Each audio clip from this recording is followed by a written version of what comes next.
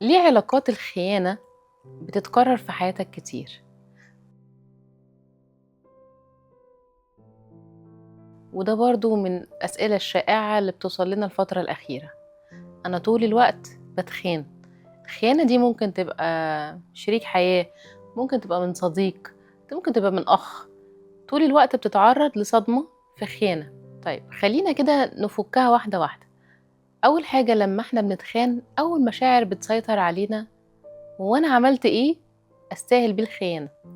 رغم ان انا اديت كتير، رغم ان انا كان ليا سبب او ادوار كتير في حياة الشخص ده، رغم ان انا جيت على نفسي كتير.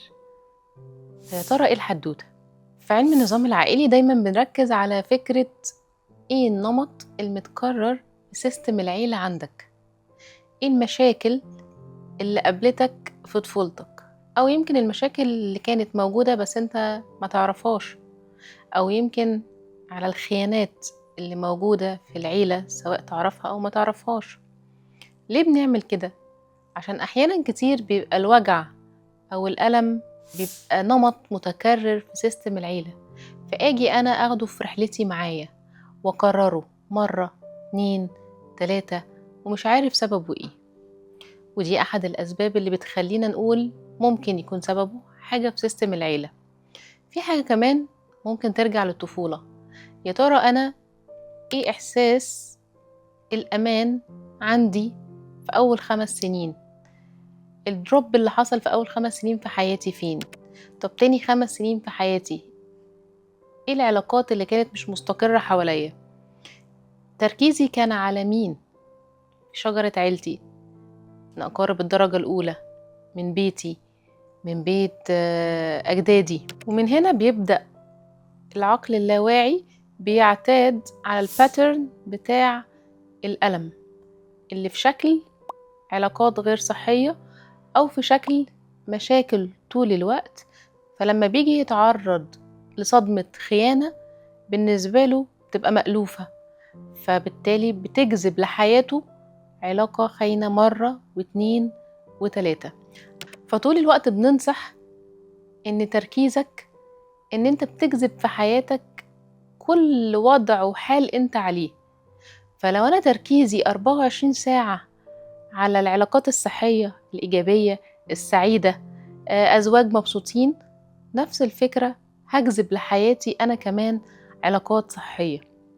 ولو أنا من جوه طاقتي الجسدية والنفسية وتركيزي على العلاقات الفاشلة، على العلاقات الغير صحية، على العلاقات اللي ما نجحتش في حياتها أو ما كملتش، على المشاكل بين الراجل والست طول الوقت وطول الوقت ده مأثر عليا أنا كمان، فبالتالي ممكن يؤدي إن أنا كمان بجذب لحياتي علاقات غير صحية. في قاعدة مهمة جدا بتقول أنت بتجذب ما أنت عليه. يعني إيه؟ يعني لو أنا من جوه متزن نفسيا هجذب علاقات متزنة نفسيا، ولو أنا مبسوطة هجذب شريك حياة يزيد انبساطي، ولو أنا عندي ألم نفسي هجذب لحياتي شريك يزود الألم النفسي. طب لو أنا عندي تروما مش ظاهرة، لو أنا عندي صدمة نفسية مش ظاهرة، بالطبع طبعا هتجذب نفس الشيء. عشان كده محتاجين إن احنا كلنا ندور تاني عن الأمان النفسي جوانا وارجع لمصدره وابتدي أحل النقطة دي في حياتي، عشان مع الوقت لا أجذب لحياتي شخص بيكذب، ولا شخص بيخون، ولا شخص بيظهر ويختفي، ولا شخص متردد. فلما أشتغل على نفسي فعلا كل الحاجات دي تختفي من حياتي.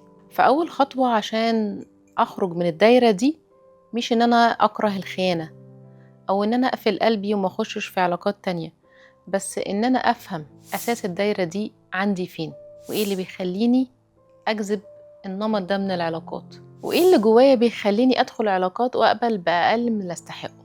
فلما يتغير أصل القصة جواكي بالطبع هيغير في اللي هيحصل بره. هنتكلم أكتر الفترة الجاية عن الاحتياجات النفسية تاني للراجل واحتياجات النفسية للست، وإزاي يكون شكل العلاقة الصحية ما بينهم هما الاتنين. أشوفكم على خير في فيديو جديد الفترة اللي جاية.